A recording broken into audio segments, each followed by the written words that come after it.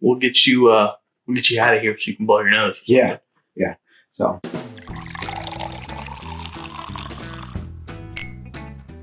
Welcome back to Bourbon Theory. I'm Bill. Say it one more time. The chair was squeaky. Welcome back to Bourbon Theory. I'm Bill. I'm Josh, and this is the brand new Little Book, Chapter 9.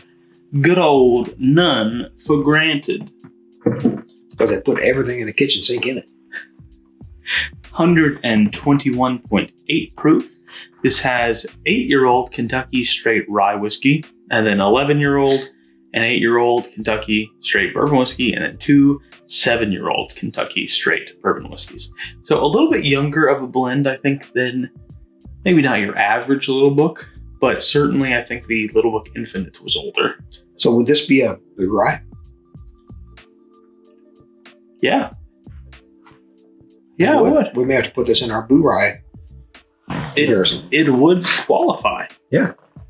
It has a whole rye mash bill and a whole bourbon mash bill. 4 bourbon mash bills. We'll see how rye forward it is. Hopefully, very. Got a fair amount of viscosity to it. Because Jim Beam makes some nice ryes. Mm-hmm. Whew. Ooh. That's nice. That's a pretty rye forward to be 4 bourbons and a rye. Yes, it is. I wonder what mash bills those bourbons were. True, they could have had some OGD mash bills on them. 23% rye on those? Maybe it's 27. I was thinking 26, 28. We'll just go with 27. Probably 27 then. Caramel. Oak. Yeah, there's a good. There's a nice bit of rice spice on the nose. Yeah, there's a good oak. That oak is a little different for a bean. Yeah. Not get a lot of peanut. Maybe there's some there. Just a little bit. It's hard, excuse me while I yawn, to have a Jim Beam product that doesn't have just a hint of that yeast peanut thing that goes on. Sometimes it's very predominant, like Knob Creek 9-year. I get that peanut note like crazy. This, on the other hand, a little different. And maybe it's that little bit of the rye whiskey doing it. That spice comes through.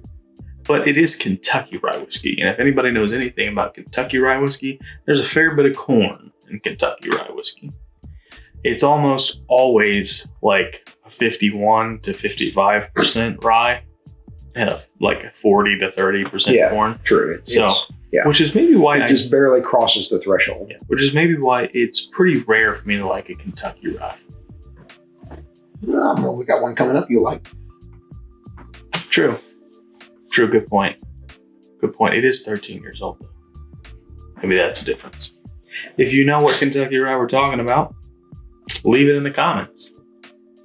You ready to sip this thing? I'm ready. Drink together. To your health. For 1 out of 5 to be a rye. Goodness. It sure does drink like a rye. Wow.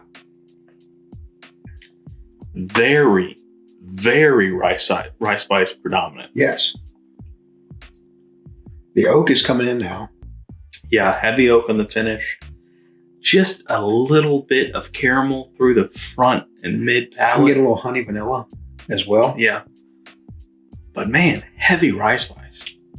Super, super, super heavy rye spice. Again, 1 out of 5. Yeah. And it's only 8-year-old. Against an 11-year bourbon, against a 9 and 2 7s, right? An 8 and 2 7s, okay. Yeah. Whew. That is rye spice. Yes. The nose is much more caramel forward now after it's on the palate. Yeah.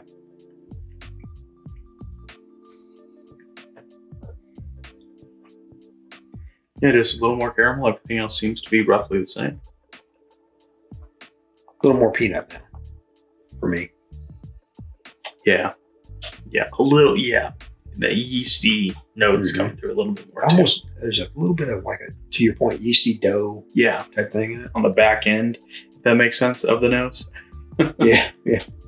Just like the last little thing you pick up. It's on the very back of the right nostril. Now let's try it again. Second sip. Oh, wow. Ooh.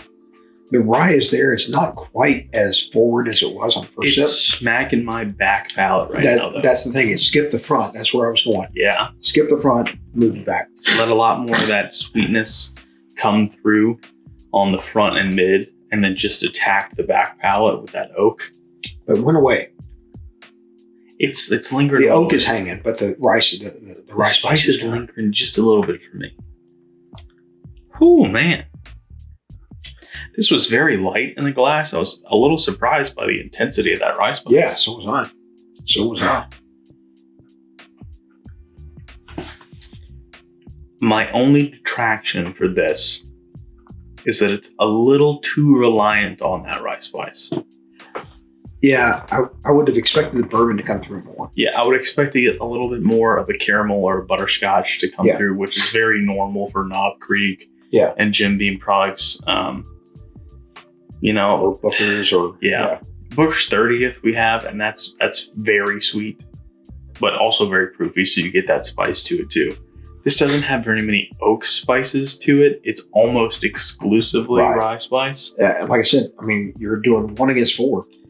Yeah, and it's knocking it out of the park. Yeah. So let's go ahead and I want to sip the rest of this, get my third sip, and just give any final notes I have. Still very rye forward. Yeah. A little less on this sip, actually. A little more oak. My nose is really clogging on me or something. Or running on me. So we'll get you out of here so you can blow your nose. Yeah. So I'm gonna rate this thing a solid B. I agree. Yeah. I agree. I think Freddie did a very good job. Yeah. Here. Incredible what that rye spice is doing with this thing. Yeah, phenomenal. Very spicy pour. Like it a lot. Yep. Phenomenal job on the blend here. Yeah. So guys, thanks so much for hanging out here with us today. And like a great BOURYE, our videos get better with time. And as always, take care of yourselves.